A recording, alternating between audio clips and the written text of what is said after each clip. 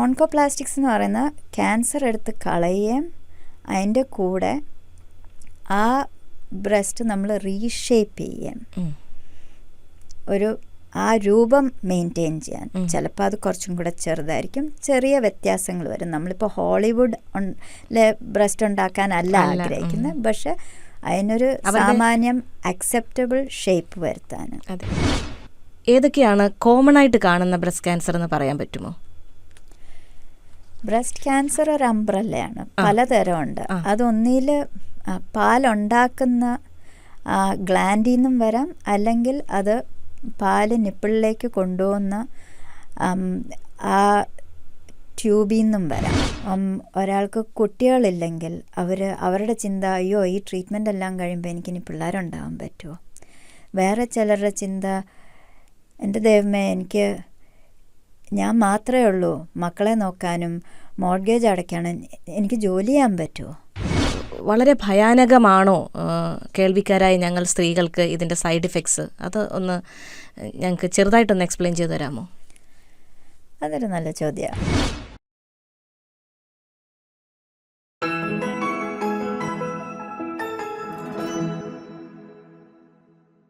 നമസ്കാരം, ഞാൻ സിന്ധു പുന്നൂസ്. നമ്മുടെ മലയാളം FM-ൻ്റെ അറിഞ്ഞതും അറിയാത്തതും എന്ന അഭിമുഖ പരമ്പരയുടെ പുതിയൊരു അധ്യായത്തിലേക്ക് എല്ലാവർക്കും സ്വാഗതം. ഇന്ന് നമുക്ക് അതിഥിയായി കിട്ടിയിരിക്കുന്നത് general and oncoplastic surgeon doctor Sandhya പിള്ളയാണ്. നമുക്ക് സ്വാഗതം ചെയ്യാം. സ്വാഗതം ഡോക്ടർ സന്ധ്യ. നമസ്കാരം. ഞാനൊരു സർജനെയാണ് ഇൻ്റർവ്യൂ ചെയ്യുന്നതെന്ന് പ്രിപ്പയർ ചെയ്തപ്പോൾ ഞാൻ വായിക്കാനിടയായി, ഒരു സർജന് പരുന്തിൻ്റെ കണ്ണുകളും സിംഹത്തിൻ്റെ ഹൃദയവും സ്ത്രീകളുടെ കൈകളും ഒക്കെ ഉണ്ടാകുന്നത് നല്ലതായിരിക്കുമെന്ന്. ഒരു സർജൻ എന്ന നിലയ്ക്ക് സന്ധ്യയ്ക്ക് എന്താണ് ഇതേക്കുറിച്ച് തോന്നുന്നത്? അതിൽ കുറച്ച് ശരിയും കുറച്ച് ഒരിച്ചിരി മാറ്റം ആവശ്യമുള്ള പോലെ തോന്നുന്നുണ്ട്. അപ്പോൾ പരുന്തിൻ്റെ കണ്ണുകൾ ശരിയായിരിക്കും, നമുക്ക് കുറേ അറ്റൻഷൻ ടു ഡീറ്റെയിൽ ആവശ്യമുണ്ട്. പിന്നെ സ്ത്രീകളുടെ കൈകൾ, അത് എന്തുകൊണ്ടാണ് അങ്ങനെയെന്നറിയില്ല, പക്ഷെ ചിലപ്പോൾ ചെറിയ കൈകൾ, നമ്മൾ ഈ ഫിനസ്സുള്ള പണികൾ ചെയ്യാൻ പറ്റുന്ന വിധത്തിലുള്ള കൈകൾ എന്നായിരിക്കാം അതിൽ ഉദ്ദേശിച്ചിരിക്കുന്നത്. ആണെങ്കിൽ അതും ശരിയാണ്. പിന്നെ എൻ്റെ മൂന്നാമത്തെ സിംഹത്തിൻ്റെ ഹൃദയം. അതെങ്ങനെയാന്ന് മനസ്സിലാവുന്നില്ല. സിംഹം ഇച്ചിരി നമ്മൾ ആലോചിക്കുമ്പോൾ ഇച്ചിരി കട്ടി പിടിച്ച ഒരു മനസ്സുള്ള ആളെന്നല്ലേ നമ്മൾ വിചാരിക്കും. തൊഴിൽ ചെയ്തുകൊണ്ടിരിക്കുമ്പോൾ ചിലപ്പോൾ അത് വേണം. എന്ന് വെച്ചാൽ ഇപ്പോൾ എന്തെങ്കിലും ഒരു നമ്മൾ പ്രതീക്ഷിക്കുന്നതിൻ്റെ അവിടുന്ന് വ്യത്യസ്തമായിട്ട് എന്തെങ്കിലും സംഭവിച്ചാൽ നമ്മൾ വളരെ ശാന്തതയോടെ ആ സിറ്റുവേഷൻ കൈകാര്യം ചെയ്യണം. തീർച്ചയായിട്ടും. അല്ലെങ്കിൽ നമ്മുടെ ചുറ്റിനും ഉള്ളവർക്കും പരിഭ്രമമാകും, അത് പാടില്ലല്ലോ. പക്ഷെ അതേസമയം നമ്മളൊരു രോഗിയോട് സംസാരിക്കുക, അപ്പം മനസ്സിന് അലിവ് വേണം. അപ്പം ചിലപ്പോൾ നമ്മളത് ഒരിത്തിരി മാറ്റം വേണ്ടി വരും ആ ഫ്രേസിന്. തീർച്ചയായിട്ടും സന്ധ്യയുടെ ചിന്താഗതിയിൽ ആ ഒരു ഘടകത്തിന് മാത്രം മേ ബി ഒരു ചെറിയ ചേഞ്ച്. ഇൻസ്റ്റെഡ് ഓഫ് സിംഹം നമുക്ക് വേണമെങ്കിൽ ഒരു ആടിൻ്റെയോ ആട്ടിൻ കുഞ്ഞിൻ്റെയോ പോലെ, അതായത് പല സാഹചര്യങ്ങളും കൺസൾട്ട് ചെയ്യേണ്ട സമയത്ത് നമുക്ക് വേറൊരു ചിന്താഗതിയും ഒരു അപ്രോച്ചും, നമ്മൾ വർക്ക് ചെയ്തുകൊണ്ടിരിക്കുമ്പോൾ വേറൊരു അപ്രോച്ചും ആയിരിക്കും നമുക്ക് എടുക്കേണ്ടത്. നല്ലൊരു കാര്യമാണ് സന്ധ്യ പറഞ്ഞത്. എങ്ങനെയാണ് സന്ധ്യയ്ക്ക് ഈ ഫീൽഡിനോട് ഒരു ചെറുപ്പം മുതലേ ഇതിനോടൊരു ആകർഷണം ഉണ്ടായിരുന്നു? എങ്ങനെയാണ് ഇതിലേക്ക് ഇൻസ്പയർഡ് ആയത് സന്ധ്യ? ചെറുപ്പത്തിൽ ബയോളജി ഇഷ്ടമായിരുന്നു. അതിൻ്റെ കൂടെ വളരെ ആർട്ടിസ്റ്റിക് ആയിരുന്നു. എന്ന് വെച്ചാൽ ഞാൻ കവിത എഴുതുമായിരുന്നു, ചിത്രം വരയ്ക്കുമായിരുന്നു, ഡാൻസും ചെയ്യുമായിരുന്നു. അപ്പം എന്തെങ്കിലുമൊക്കെ ഇങ്ങനെ സൃഷ്ടിക്കുക, ക്രിയേറ്റീവ് മൈൻഡ്. അപ്പം അത് രണ്ടും കൂടെ ചേരാം. പിന്നെ ആൾക്കാരെ സഹായിക്കാൻ എപ്പോഴും ഇഷ്ടമായിരുന്നു. പണ്ട് നൺസിൻ്റെ ഒക്കെ കൂടെ പോയി ഇടയ്ക്ക് ഇങ്ങനെ വോളണ്ടറി വർക്കിനൊക്കെ പോവായിരുന്നു. അപ്പോൾ അതെല്ലാം കൂടെ ചേർത്തൊരു പ്രൊഫഷനാണ് മെഡിസിൻ പൊതുവെ. പിന്നെ എനിക്കൊരു മെൻറ്റർ ഉണ്ടായിരുന്നു. പണ്ട് പപ്പന്യൂഗിനിയിലായിരുന്നപ്പം ഒരു ജേക്കബ് അങ്കിൾ ഇപ്പോഴും ഉണ്ട്. എൻ്റെ ഭാഗ്യത്തിന് ഞാൻ പാസ്സായ ആ വർഷം അങ്കിൾ എക്സാമിനറായിട്ട് ആ ഹാളിൽ പ്രൗഡായിട്ട് വന്ന് നിന്നു. കാരണം കൊച്ചിലേ തൊട്ട് തന്നെ കാണുന്ന അങ്കിൾ ആ സമയത്ത് അവിടെ ഉണ്ടായിരുന്ന പ്രൊഫഷനിലുള്ള ആളാണോ? പ്ലാസ്റ്റിക് സർജൻ ആണ്, and general surgeon and plastic surgeon. അപ്പം അങ്കിളാണ് ആയിരുന്നു എൻ്റെ ഒരു എന്താണ് പറയുന്നത്, ഒരു നമ്മളിങ്ങനെ അങ്കിളിനെ പോലെ ആകർഷിക്കില്ലേ, അങ്ങനത്തെ ഒരാൾ. അപ്പോൾ അങ്കിൾ മൂലം പപ്പന്യൂഗിനിയിലെ ജനറൽ ഹോസ്പിറ്റലിൽ അറ്റാച്ച്മെൻറ്റും ചെയ്തു 10ാം ക്ലാസ്സിൽ. അവിടെ പല സ്പെഷ്യാലിറ്റിയിൽ പോയി കാണാനും പറ്റി. അത് തേർഡ് വേൾഡ് കൺട്രി ആയതുകൊണ്ട് നമുക്ക് പലതും ചെയ്യാനും പറ്റും ആ സമയത്ത്, പണ്ട്. അങ്ങനെ വളരെയധികം ഒരു ആകർഷണം തോന്നി ഈ സർജറിയോട്. അങ്ങനെയാണ് ഇത് തുടങ്ങിയത് തന്നെ, ഈ കഥ തുടങ്ങിയത്. ഇപ്പം അങ്കിൾ ഇത് കേൾക്കുന്നുണ്ടെങ്കിൽ തന്നെ വളരെ സന്തോഷം തരുന്നൊരു മൊമെൻ്റ് ആയിരിക്കും. സന്ധ്യ അങ്ങനെ അദ്ദേഹത്തിൽ നിന്നും ഇൻസ്പയർഡ് ആയെന്നും കരിയറിൽ ഇത്രത്തോളം ഉയർച്ച കിട്ടിയെന്നും കേൾക്കുമ്പോൾ ഒരു പക്ഷേ. അതുകൊണ്ട് ഞാൻ ചോദിക്കട്ടെ, സന്ധ്യയുടെ എഡ്യൂക്കേഷണൽ ബാക്ക്ഗ്രൗണ്ടും എവിടെയാണ്? നാട്ടിലായിരുന്നോ വിദ്യാഭ്യാസമൊക്കെ, അതോ ഇവിടെ ന്യൂസിലൻഡിലായിരുന്നോ? അല്ല, ജനിച്ചതും വളർന്നതും പുറത്താണ്. സുഡാൻ എന്ന് പറഞ്ഞൊരു നാട്ടിലാണ് ജനിച്ചത്. അവിടെ അക്കാലത്ത് ഒന്നും തന്നെ ഇല്ലായിരുന്നു എന്ന് പറയാം. പിന്നെ അവിടുന്ന് ഞങ്ങൾ സാംബിയയ്ക്ക് പോയി, സാംബിയയിൽ നിന്ന് പപ്പന്യൂഗിനിയിൽ പോയി. അങ്ങനെ പല പല രാജ്യത്തായിട്ട് ജീവിക്കുകയും ചെയ്തു. പല സ്ഥലങ്ങളിടയ്ക്ക് കാണാനും പോവുകയും ചെയ്തു. അമ്മയ്ക്കും അച്ഛനും യാത്ര ചെയ്യാൻ വലിയ ഇഷ്ടമായിരുന്നു. എന്തായിരുന്നു പാരൻസ് ചെയ്തിരുന്നത്? അതുകൊണ്ടാണോ പല സ്ഥലത്ത് ജോലി ചെയ്യേണ്ടി വന്നിരുന്നത്? പാരൻസ് യൂണിവേഴ്സിറ്റി ലെക്ചറേഴ്സ് ആയിരുന്നു. പക്ഷെ അവർ വളരെ ഇൻട്രപ്റ്റഡ് ആയിരുന്നു എന്ന് വേണമെങ്കിൽ പറയാം. അവർ കുറച്ച് വർഷം കൂടുമ്പം വേറെ എവിടെയെങ്കിലും പോകണമെന്ന് തോന്നും, അവർ അപ്ലൈ ചെയ്യും, പോവും. അങ്ങനെ ഞങ്ങൾ കുറേ യാത്ര ചെയ്തു. അതിൻ്റെ ഗുണങ്ങൾ ഞങ്ങൾക്ക് രണ്ടുപേർക്കും ഉണ്ടായിട്ടുണ്ട്. എനിക്കുണ്ട്, എൻ്റെ അനിയനും ഉണ്ട്. ലോകത്തെ മറ്റുള്ള കൾച്ചേഴ്സിനെയും മറ്റുള്ള മനുഷ്യരെയും ഒക്കെ നമ്മൾ അക്സെപ്റ്റ് ചെയ്യാനും അവരുടെ വ്യത്യാസങ്ങൾ അംഗീകരിക്കാനും നമുക്ക് സാധിക്കും ഇങ്ങനെ യാത്ര ചെയ്യുമ്പോൾ. അപ്പോൾ അമ്മയ്ക്കും അച്ഛനും അതിനൊരു വലിയ നന്ദി പറയേണ്ടതാണ്. അങ്ങനെ പല രാജ്യത്ത് താമസിച്ച അവസാനം ഇവിടെ മെഡിസിന് ചേരാനാണ് ഇവിടെ വന്നത്. ഏത് മെഡിക്കൽ സ്കൂളിലാണ് പഠിച്ചത്? ഒട്ടാഗോ. ആ ഒരു കരിയർ ജേർണി ഒന്ന് പറയാമോ? എങ്ങനെയായിരുന്നു എഡ്യൂക്കേഷൻ ഇവിടെ സ്റ്റാർട്ട് ചെയ്തത്? മെഡിക്കൽ ഇതിൽ എങ്ങനെയാണ് ഇവിടെ വരെ എത്തിയതെന്നുള്ളത് ഞങ്ങൾക്കൊന്ന് എക്സ്പ്ലെയിൻ ചെയ്ത് തരാമോ? അത് ഒരു മെഡിക്കൽ ജേർണി എന്ന് പറയുന്നത്, ഇപ്പം ഇത് ഏതെങ്കിലും കുട്ടികൾ ഈ പ്രൊഫഷനിലോട്ട് പോകാൻ ആലോചിക്കുന്നുണ്ടെങ്കിൽ ഇതാണ് നിങ്ങൾ ഉദ്ദേശിക്കാവുന്ന ഒരു റഫ് എസ്റ്റിമേറ്റ് ഓഫ് ജേർണി. എന്നുവെച്ചാൽ നമ്മൾ ആദ്യം കോമ്പറ്റീഷനിൽ കൂടെ കയറണം. ആ കോമ്പറ്റീഷനിൽ കൂടെ അത് നമ്മൾ അതിന് പഠിച്ചു തുടങ്ങുന്നത് ഒരു 10ാം ക്ലാസ് 11ാം ക്ലാസ് തൊട്ട് നമ്മൾ പഠിച്ചു തുടങ്ങും. അതിന് ഇപ്പം മെൻ്റലി അപ്പോഴേ നമ്മളൊരു ഡിസിഷൻ എടുക്കണം, ഇതാണ് എൻ്റെ പ്രൊഫഷൻ എന്നല്ലേ? വേണമെന്നില്ല ഇന്നത്തെ കാലത്ത്. പണ്ട് കാലത്ത് വേണമായിരുന്നു, കാരണം സ്കൂളിൽ നിന്ന് നേരെ കയറുമായിരുന്നു. ഇപ്പോഴത്തെ കാലത്ത് കയറാൻ തന്നെ 1 വർഷം തൊട്ട് ഒരു 5 വർഷം വരെ എടുക്കും. ചിലപ്പോൾ നേരെ സ്കൂളിൽ നിന്ന് കയറും, ചിലപ്പോൾ നമ്മൾ ഫസ്റ്റ് ഇയർ ചെന്നിട്ട് അവിടെ നിന്നായിരിക്കും കയറുക, ചിലരൊരു ഡിഗ്രി കഴിഞ്ഞിട്ടായിരിക്കും കയറുക. അപ്പം ഒരു ചുരുങ്ങിയതൊരു 5 വർഷം മാക്സ് എടുക്കും നമുക്കൊന്ന് കയറിപ്പറ്റാൻ. അത് കഴിഞ്ഞ് നമ്മളൊരു 6 വർഷത്തെ ഡിഗ്രിയാണ് ആ ബേസിക്. നമ്മൾ നാട്ടിൽ MBBS എന്ന് പറയുന്നത്, ഇവിടെ MBCHB. ഓസ്ട്രേലിയ ചെയ്യുകയാണെങ്കിൽ അത് ചിലപ്പോൾ 7 വർഷം എടുക്കും. ബേസിക് ഡിഗ്രി പ്ലസ് ഒരു MD ആണത്. അപ്പോൾ ഓരോ സ്ഥലത്ത് ചെയ്യുമ്പം ഇത്തിരി വ്യത്യാസം ഉണ്ടാവും. പിന്നെ ഒരു 6-7 വർഷം എടുക്കും അത് കഴിഞ്ഞ് നമ്മൾ 2 വർഷം ചുരുങ്ങിയത് ഹൗസ് ഓഫീസർ അല്ലെങ്കിൽ റെസിഡൻറ്റ് ഡോക്ടറായിട്ടിരിക്കും. ആ ജോലിയിൽ നമ്മൾ എങ്ങനെ ഡോക്ടർ പണി ചെയ്യണം എന്ന് പഠിക്കുകയും കൂടെയാണ്, എന്നാൽ അത് ചെയ്യുകയും കൂടെയാണ്. തൊഴിലിൽ കൂടെ നമ്മൾ പഠിക്കുന്നു, അല്ലെങ്കിൽ തൊഴിലിൽ കൂടെ നമ്മൾ അതിൽ മെച്ചപ്പെടുന്നു. ആ സമയത്ത് നമ്മൾ അതിൻ്റെ പേപ്പർ വർക്ക് എങ്ങനെയാണ് ചെയ്യുന്നത്, ആൾക്കാരുമായിട്ട് കമ്മ്യൂണിക്കേറ്റ് ചെയ്യുന്നത് എങ്ങനെയാണ്, പേഷ്യൻറ്റുമായിട്ട് കമ്മ്യൂണിക്കേറ്റ് ചെയ്യുന്നത് എങ്ങനെയാണ്, ഈ ക്രിട്ടിക്കൽ ഇൽനെസ് ഹാൻഡിൽ ചെയ്യുന്നത് എങ്ങനെയാണ്, പല സ്പെഷ്യാലിറ്റിയിൽ നമ്മളെ റൊട്ടേറ്റ് ചെയ്യും. അപ്പം നമ്മൾ അതിൽ നിന്നും നമുക്ക് ഒരു ഐഡിയ കിട്ടും, നമുക്കെന്ത് ഭാവിയിൽ ചെയ്യണമെന്ന് തോന്നുന്നു എന്നുള്ളതും കൂടെ. അത് കഴിഞ്ഞ് നമ്മൾ ജൂനിയർ രജിസ്ട്രാർ ആവും. ജൂനിയർ രജിസ്ട്രാർ എന്ന് പറയുന്നത് നമുക്ക് വേണമെന്ന് തോന്നുന്ന ആ സ്പെഷ്യാലിറ്റിയിൽ നമ്മൾ ജോലി ചെയ്ത് തുടങ്ങും. ഇപ്പോൾ ഡോക്ടറായിട്ടല്ല, നമ്മൾ പിന്നെ ജൂനിയർ രജിസ്ട്രാർ ഇൻ മെഡിസിൻ അല്ലെങ്കിൽ ജൂനിയർ രജിസ്ട്രാർ ഇൻ സർജറി. അതും നമ്മൾ ഒരു ചുരുങ്ങിയത് 2 വർഷം തൊട്ട് ഒരു 5 വർഷം വരെ ചിലപ്പോൾ അവിടെ ഇരിക്കും. കാരണം ആ സമയത്താണ് നമ്മൾ നമ്മൾ ആ സ്ട്രീമിലേക്കുള്ള എൻട്രിക്കുള്ള കോഴ്സുകൾ ചെയ്യുക, അതിനുള്ള പ്രിപ്പറേഷൻ വർക്ക് ചെയ്യുക, അതിനുള്ള നമ്മുടെ പ്രൊഫഷണൽ അബിലിറ്റി കൂട്ടുക. പിന്നെ അതിന് ചില പരീക്ഷകളുണ്ട് ചിലതിന് എഴുതാൻ. ഇപ്പോൾ സർജറിക്കാണെങ്കിൽ പാർട്ട് 1 എക്സാം ഉണ്ട്, അതിന് പ്രിപ്പയർ ചെയ്യണം. കൂടാതെ ഒരു 5 കോഴ്സസ് ചെയ്യണം. പിന്നെ അതിൻ്റെ കൂടെ നമ്മളൊരു ഇൻ്റർവ്യൂവിനും പ്രിപ്പയർ ചെയ്യണം.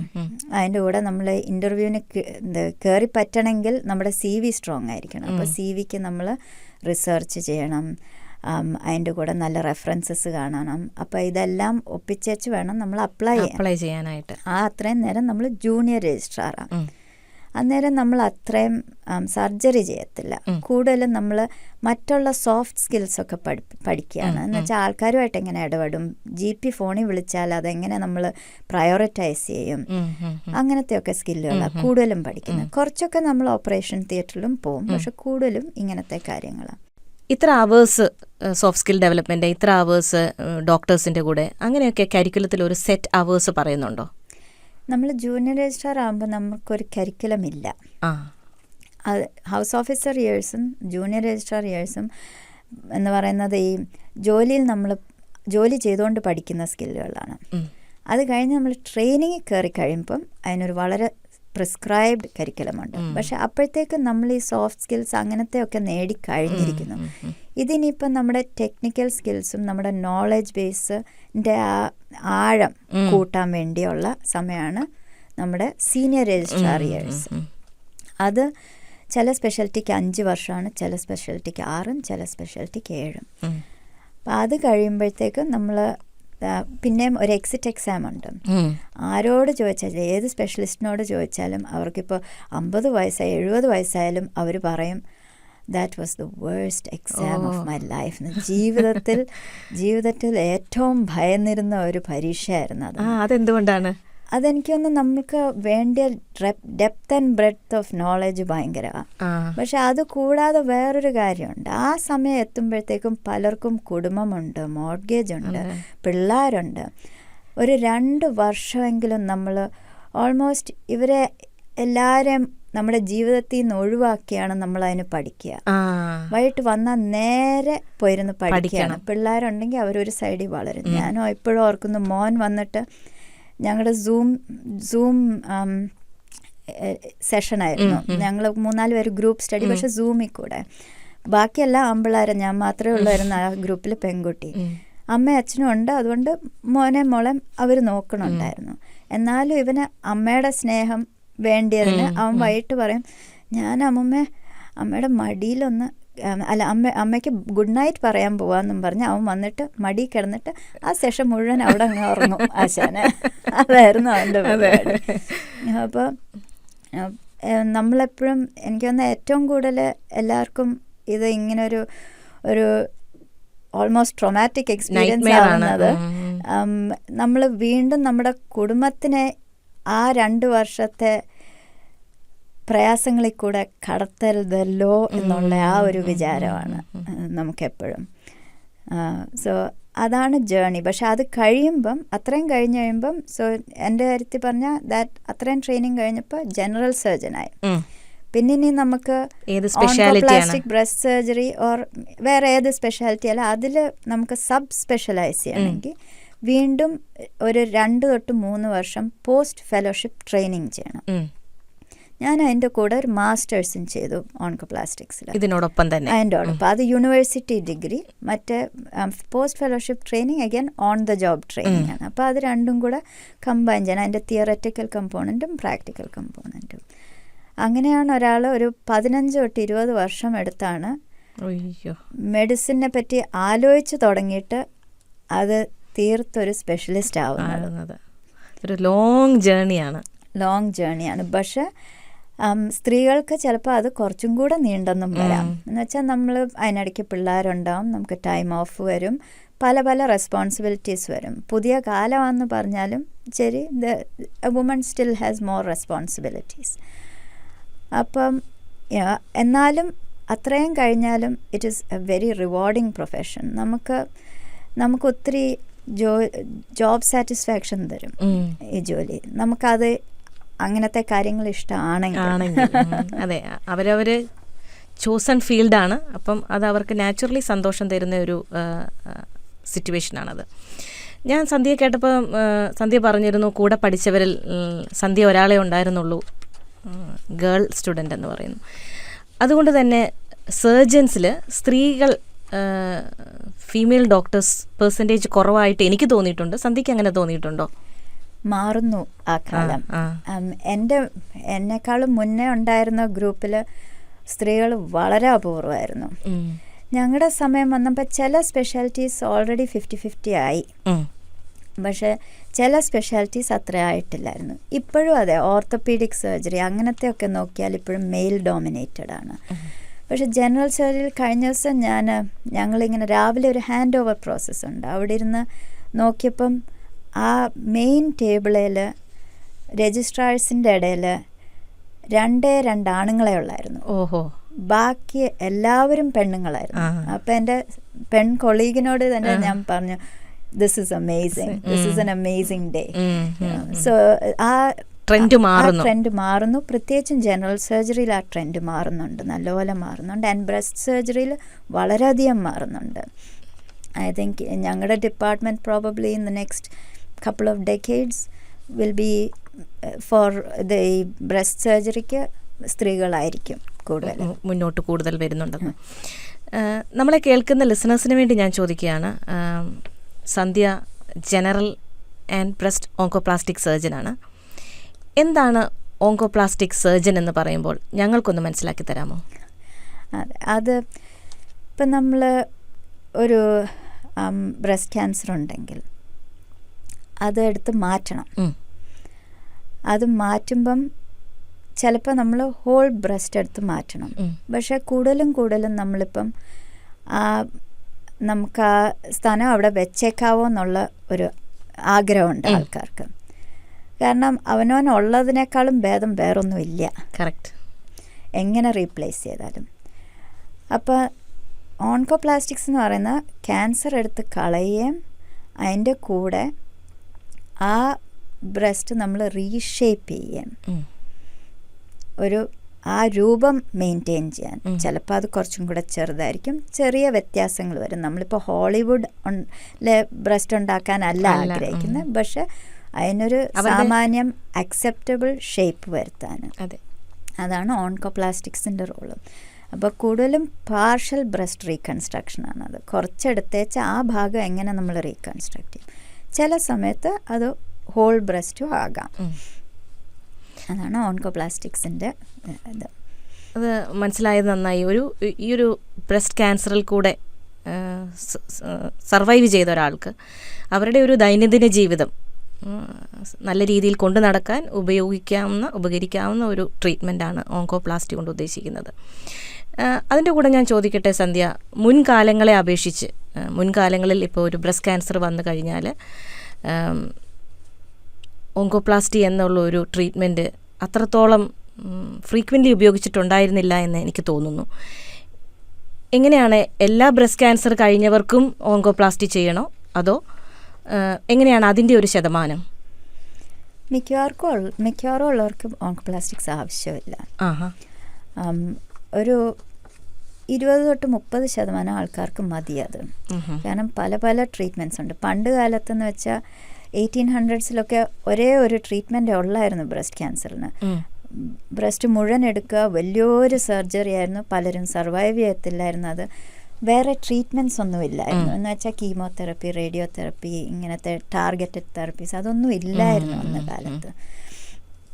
ഇപ്പോൾ വന്ന് വളരെയേറെ ഓപ്ഷൻസാണുള്ളത് പലർക്കും. അപ്പോൾ അതിനനുസരിച്ച് ഡിസ്കഷൻസും നീളും. ആൻഡ് മിക്കവാറും ഉള്ളവർക്ക് ഈ പറഞ്ഞ പോലെ ഒന്നിൽ അവർക്ക് ഓൺകോപ്ലാസ്റ്റിക്സിന് ക്വാളിഫൈ ചെയ്യത്തില്ല. അത് ഇച്ചിരി കോംപ്ലക്സ് സർജറി ആയതുകൊണ്ട് ഒത്തിരി മെഡിക്കൽ പ്രോബ്ലം ഉള്ളവർക്കൊന്നും ആ സർജറി ചെയ്തു കൊടുക്കാൻ പറ്റില്ല നമുക്ക്. പക്ഷേ അതേസമയം നമ്മൾ ഈ ബ്രസ്റ്റ് സ്ക്രീനിങ് ഒക്കെ ഉള്ളതുകൊണ്ട് ക്യാൻസർ ചെറുതായിരിക്കുമ്പോൾ കണ്ടുപിടിക്കുകയാണെങ്കിൽ ഈ ഓൺകോപ്ലാസ്റ്റിക്സിൻ്റെ ആവശ്യവുമില്ല. ഓൺകോപ്ലാസ്റ്റിക്സ് കൂടുതലും ഒന്നിൽ ചെറിയ വലിയ ക്യാൻസർ ചെറിയ സ്ഥാനത്തിൽ, അല്ലെങ്കിൽ ചെറിയ ക്യാൻസർ വളരെ വലിയ സ്ഥലം, അങ്ങനത്തെ ചില സാഹചര്യത്തിലാണ് ഈ ഓൺകോപ്ലാസ്റ്റിക്സ് ഉപകാരപ്പെടുന്നത്. അപ്പോൾ എല്ലാവർക്കും എൻ്റെ ആവശ്യമില്ല, ഒരു 30%. എന്തൊക്കെയാണ് ഇപ്പോൾ കോമൺ ആയിട്ട് കാണുന്ന ചില ബ്രസ്റ്റ് ക്യാൻസേഴ്സ്? കാരണം ചിലപ്പം വായിക്കുമ്പോൾ എനിക്ക് തോന്നിയിട്ടുണ്ട് ചെറിയ ലംസ് കാണാറുണ്ട്. അത് മാലിഗ്നൻ്റ് ആകാം, അല്ലാതാവാം. ഏതൊക്കെയാണ് കോമൺ ആയിട്ട് കാണുന്ന ബ്രസ്റ്റ് ക്യാൻസർ എന്ന് പറയാൻ പറ്റുമോ? ബ്രസ്റ്റ് ക്യാൻസർ ഒരു അംബ്രല്ലയാണ്, പലതരമുണ്ട്. അതൊന്നിൽ പാലുണ്ടാക്കുന്ന ഗ്ലാൻഡിൽ നിന്നും വരാം, അല്ലെങ്കിൽ അത് പാല് നിപ്പിളിലേക്ക് കൊണ്ടുപോകുന്ന ആ ട്യൂബിൽ നിന്നും വരാം. നമ്മളതിന് ഡക്റ്റ് എന്ന് പറയും. ഇതാണ് ഏറ്റവും കോമൺ 2 തരം ബ്രസ്റ്റ് ക്യാൻസർ. പക്ഷെ ബ്രസ്റ്റ് ലംപ്സ് അതൊരു മിക്കവാറും ഒരു 80% കൂടുതൽ ബ്രസ്റ്റ് ക്യാൻസർ അല്ല.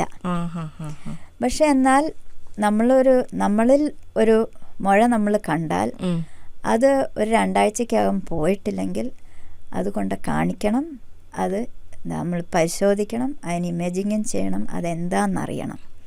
കാരണം ക്യാൻസർ ആകാം, പക്ഷെ അല്ലാന്ന് തീർത്തറിയണം. അതുകൊണ്ട് നമ്മൾ ഒരു 2 ആഴ്ച വരെ ഒരു ലംപ് കണ്ടാൽ അത് പോവോ എന്ന് നോക്കാം. അത് കഴിഞ്ഞ് പോയിട്ടില്ലെങ്കിൽ ഡോക്ടറെ പോയി കാണണം. അത് നല്ലൊരു സിഗ്നലാണ് സന്ധ്യ ഞങ്ങളോട് ഇപ്പോൾ പറഞ്ഞത്. ലംപ് കൂടാതെ എന്തെങ്കിലും മറ്റ് സിംറ്റംസ് സ്ത്രീകൾ ശ്രദ്ധിക്കേണ്ടതുണ്ടോ? ഉണ്ട്. അപ്പോൾ പലപ്പോഴും നമ്മുടെ ജീവിതത്തിൻ്റെ തിരക്കിൽ നമ്മൾ കണ്ണാടി പോരും നമ്മളെ തന്നെ നമ്മൾ നോക്കാറില്ല, സത്യം അതാ. അപ്പോൾ നമ്മൾ സമയം എടുത്തൊന്ന് ഇടയ്ക്ക് കണ്ണാടിയിൽ നോക്കണം. നോക്കുമ്പം ചിലപ്പം ഇപ്പം മുലക്കണ്ണിന് ചിലപ്പോൾ അത് ഉള്ളിലോട്ട് വലിഞ്ഞു പോയിട്ടുണ്ടാകാം പുതിയതായിട്ട്. പലർക്കും കൊച്ചിലേ തൊട്ടിങ്ങനെ ഉണ്ട്, പക്ഷെ പുതിയതായിട്ട് അങ്ങനെ വല്ലതും സംഭവിച്ചിട്ടുണ്ടെങ്കിൽ നിപ്പിൾ റിട്രാക്ഷൻ എന്നാണ് പറയുന്നത്. അത് സംഭവിച്ചാൽ അതൊരു സൈനാണ്. ചിലപ്പോൾ നമുക്ക് മുലക്കണ്ണിൽ നിന്നും നമ്മൾ ഞെക്കുകയോ ഒന്നും ചെയ്യാതെ വെള്ളം പോലത്തെ നിറത്തിൽ, അല്ലെങ്കിൽ രക്തത്തിൻ്റെ നിറത്തിൽ, അല്ലെങ്കിൽ ഒരു തവിട് നിറത്തിൽ ഒരു ഡിസ്ചാർജ് വരാം. അതും ഒരു സൈൻ ആകാം. പക്ഷെ പലതും ക്യാൻസർ അല്ല. പക്ഷെ ഇങ്ങനെ കണ്ടാൽ നമ്മളത് പരിശോധിച്ചിട്ട് വേണം ക്യാൻസർ അല്ലാന്ന് തീർച്ചയായും. അപ്പോൾ ഡിസ്ചാർജ് പിന്നെ നമുക്ക് കണ്ണാടിയിൽ നോക്കുമ്പം തൊലിക്ക് നിറ വ്യത്യാസമുണ്ടോ, ഏതെങ്കിലും ഒരു ഭാഗത്ത് കട്ടിയുണ്ടോ തൊലിക്ക്, ഇങ്ങനത്തെയൊക്കെ കണ്ടുപിടിക്കാൻ പറ്റും. അപ്പോൾ ഇങ്ങനത്തെ എന്തെങ്കിലും കൊണ്ട് കാണിക്കണം. അത് എന്താണെന്ന് അറിഞ്ഞിട്ട് വേണം കുഴപ്പമില്ല എന്ന് തീരുമാനിക്കാൻ. പക്ഷെ അതേസമയം ഭയക്കണ്ട, കാരണം മിക്ക സമയം അത് ക്യാൻസർ അല്ല. പേടിക്കാതെ നമ്മൾ ആദ്യം തന്നെ അത് ട്രീറ്റ്മെൻറ്റിൻ്റെ ഡോക്ടറെ അടുത്തോട്ട് പോകുക എന്നുള്ളതാണ് സന്ധ്യ ഇപ്പോൾ പറഞ്ഞല്ലെന്ന് മനസ്സിലായത്. അതുകൊണ്ട് തന്നെ ഞാൻ ചോദിക്കട്ടെ, നമ്മൾ പലപ്പോഴും ക്യാൻസറിനെ കുറിച്ച് പറഞ്ഞു കേട്ടിട്ടുണ്ട്, ഒരു ഏർലി ഡിറ്റക്ഷൻ നമ്മളെ ഒത്തിരി ഹെൽപ്പ് ചെയ്യുമെന്ന്. അത് ബ്രസ്റ്റ് ക്യാൻസറിൻ്റെ കാര്യത്തിലും അത് സെയിം ആണോ? ബ്രസ്റ്റ് ക്യാൻസറിൻ്റെ കാര്യത്തിൽ വളരെ ശരിയാണ്. കാരണം ബ്രസ്റ്റ് ക്യാൻസർ വളരെയധികം ചികിത്സിക്കാൻ പറ്റുന്ന ഒരു ക്യാൻസറാണ്. ബ്രസ്റ്റ് ക്യാൻസർ നേരത്തെ കണ്ടുപിടിച്ചാൽ നമ്മൾ ചിലപ്പോൾ ചികിത്സകൾ വേണ്ടിയത് കുറയുകയും ചെയ്യും.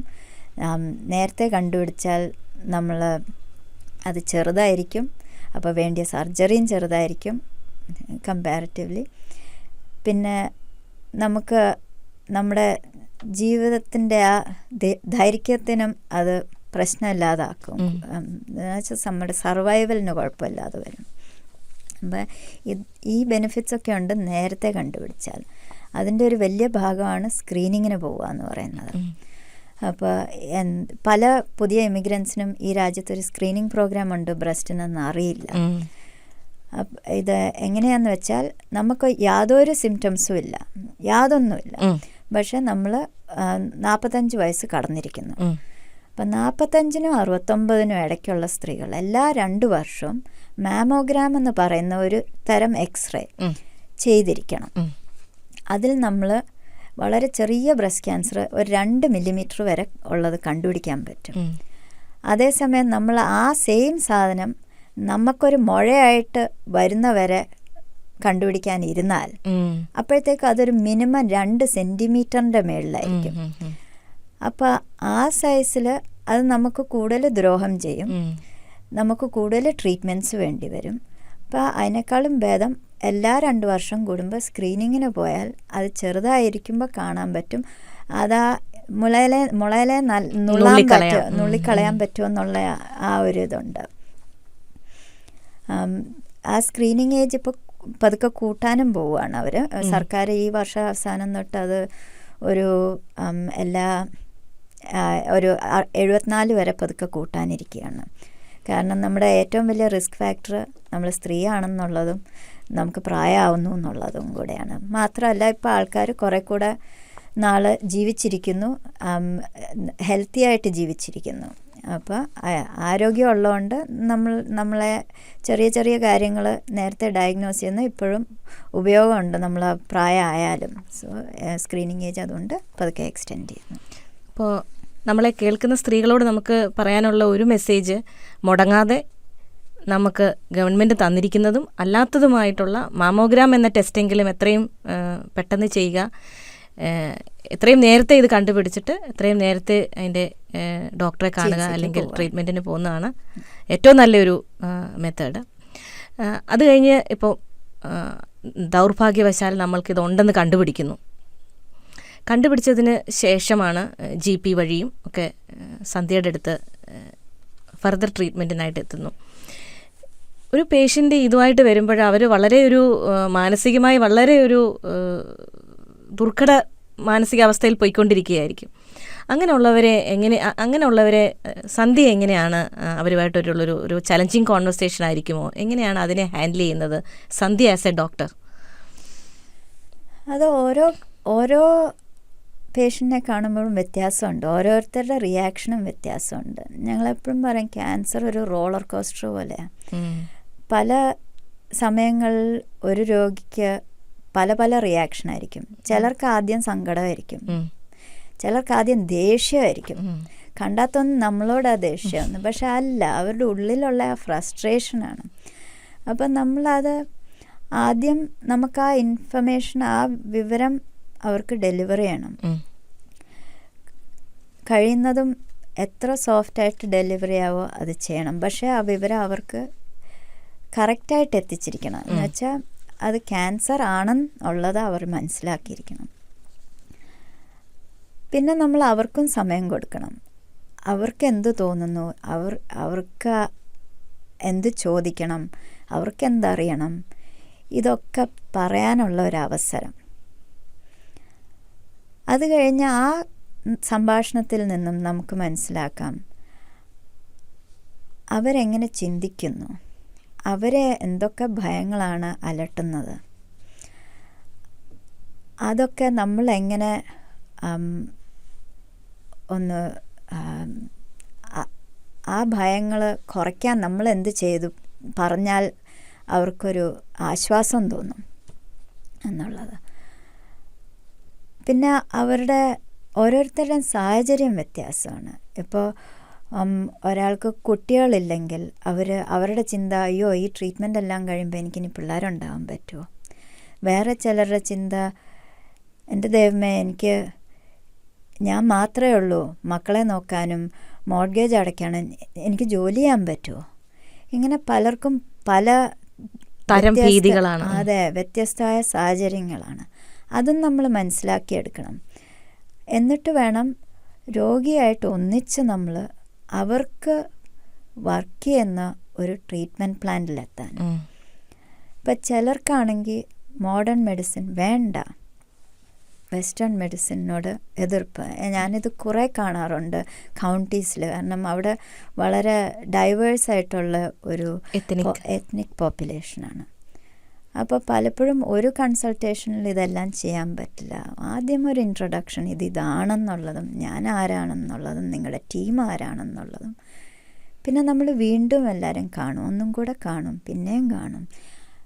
അവരെ പല പ്രാവശ്യം കണ്ട് അവർ കംഫർട്ടബിൾ ആവുന്നവരെ ഈ ട്രീറ്റ്മെൻറ്റ് ഓക്കെയാണ്, ഞാൻ സ്വീകരിക്കാൻ റെഡിയാണ്. അല്ലെങ്കിൽ അവരുടെ മനസ്സിലൊരു തീരുമാനം എടുക്കുന്നവരെ ഞാൻ ഈ ട്രീറ്റ്മെൻറ്റ് എടുക്കുന്നില്ല എന്ന് ചിലർ തീരുമാനിക്കും.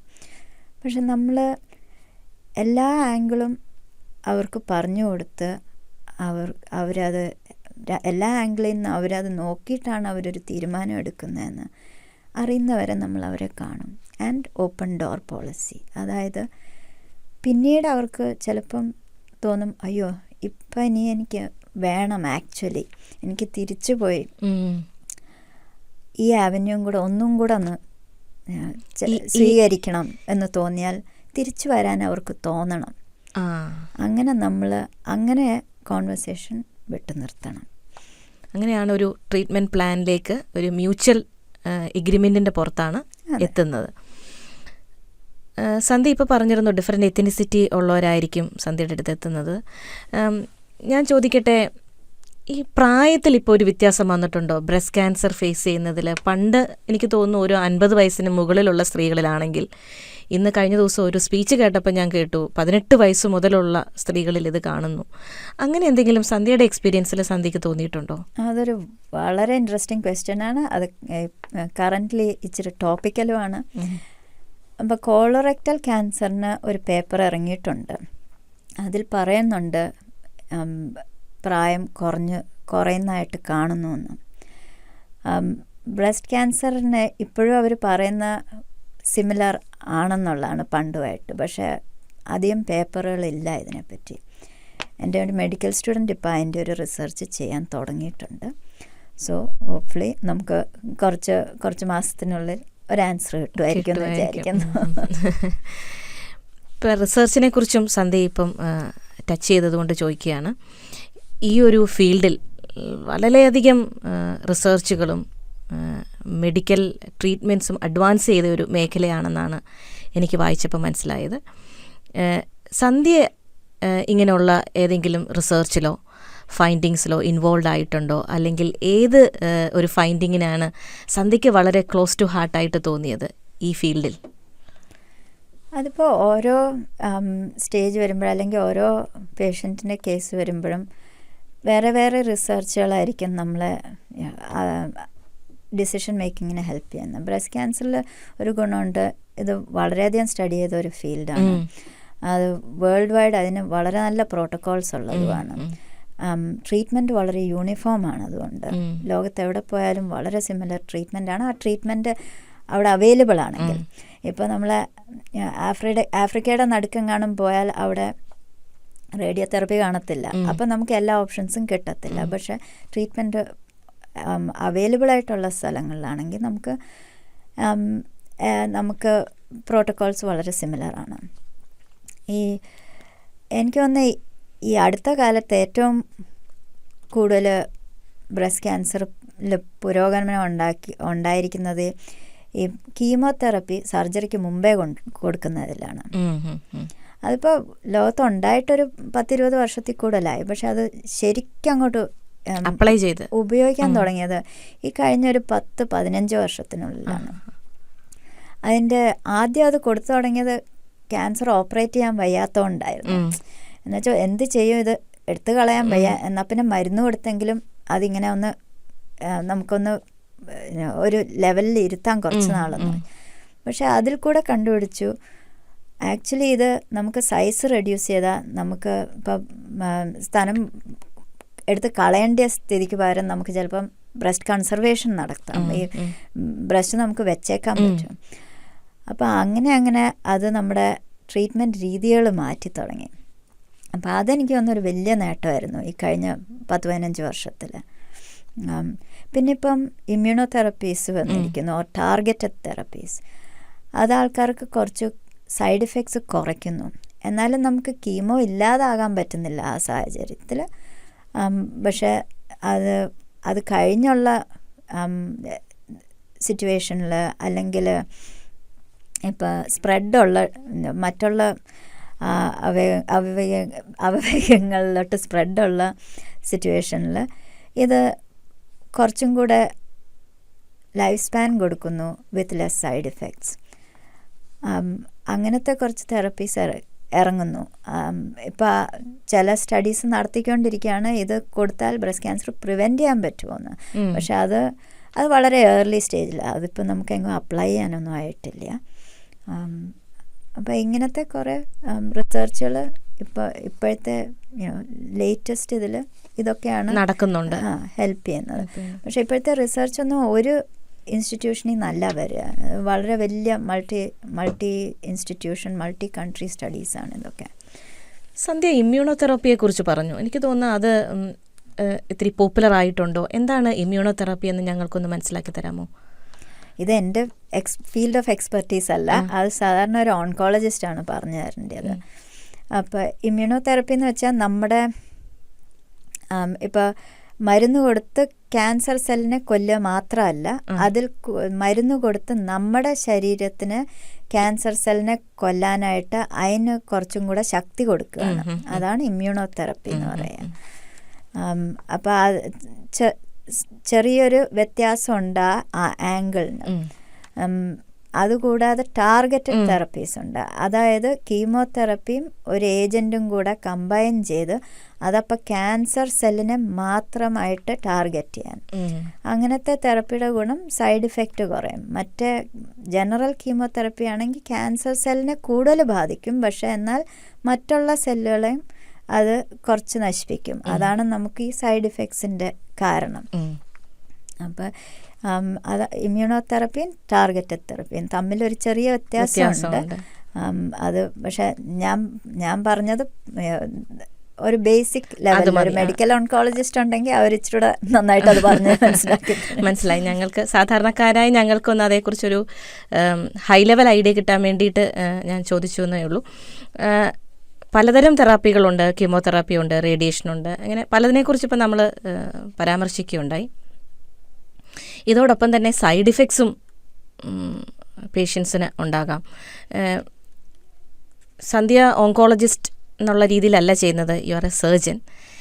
എന്നിരുന്നാലും ചോദിക്കുന്നു, വളരെ ഭയാനകമാണോ കേൾവിക്കാരായ ഞങ്ങൾ സ്ത്രീകൾക്ക് ഇതിൻ്റെ സൈഡ് ഇഫക്ട്സ്? അത് ഒന്ന് ഞങ്ങൾക്ക് ചെറുതായിട്ടൊന്ന് എക്സ്പ്ലെയിൻ ചെയ്തു തരാമോ? അതൊരു നല്ല ചോദ്യമാണ്. ഓരോ വ്യക്തിക്കും വരുന്ന സൈഡ് ഇഫക്ട്സ് വ്യത്യാസമാണ്. പലർക്കും സൈഡ് ഇഫക്ട്സ് ഉണ്ടെങ്കിലും കൺട്രോളബിളാണ്. അതിന് തക്ക മരുന്നുകളും ഒക്കെ ഉണ്ട്. പിന്നെ സൈഡ് ഇഫക്ട്സ് ഒരു സമയകാലത്തേക്കാണ്. അത് കഴിയുമ്പോൾ കുറച്ചൊക്കെ ഭേദമാവും.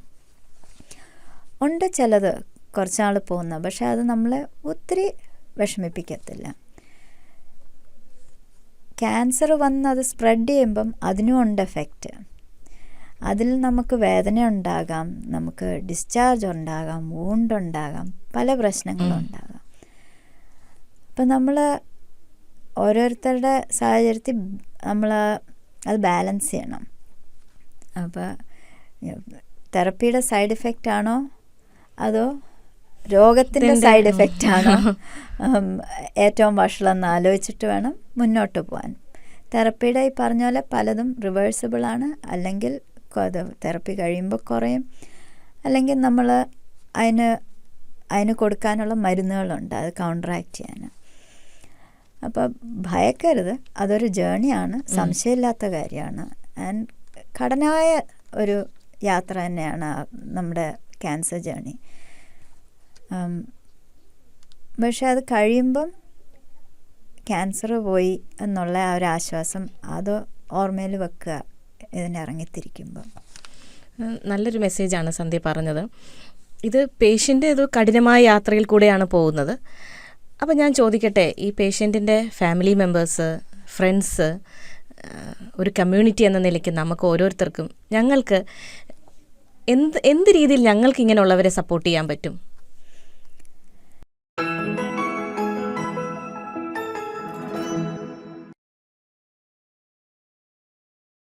എനിക്ക് പ്രത്യേകിച്ചും ചെറുപ്പക്കാരെ കാണുമ്പം വളരെ വിഷമം വരും. ജീവിതം തുടങ്ങിയിട്ടേ ഉള്ളൂ, കുഞ്ഞു പിള്ളേർ, അങ്ങനെയൊക്കെ കാണുമ്പോൾ വളരെ വിഷമം തോന്നും. അന്നേരം പലപ്പോഴും ഞാനും നഴ്സുമാരും പേഷ്യൻ്റ് പോയി കഴിഞ്ഞ് ഞങ്ങളൊന്ന് കരയും. കൈയുടെ വിരലിൻ്റെ പത്തിഭാഗത്തിൻ്റെ പരന്ന ഭാഗം, അതായത് അതിൻ്റെ അറ്റമല്ല, വിരലിൻ്റെ അറ്റമല്ല, പത്തിഭാഗത്തെ പരന്ന ഭാഗം ഉപയോഗിച്ച് നമ്മൾ ആദ്യം കക്ഷം പരിശോധിക്കുക. കൈ പൊക്കി കഷത്തിലേക്ക് കൈ വെച്ചിട്ട് കൈ താത്തേച്ച് അത് താഴോട്ടിങ്ങനെ ഒരിത്തിരി പ്രഷറോടെ നമ്മൾ കൈ കൊണ്ടുവരാം. അപ്പോൾ എന്തെങ്കിലും മുഴയുണ്ടെങ്കിൽ നമ്മൾ അറിയും.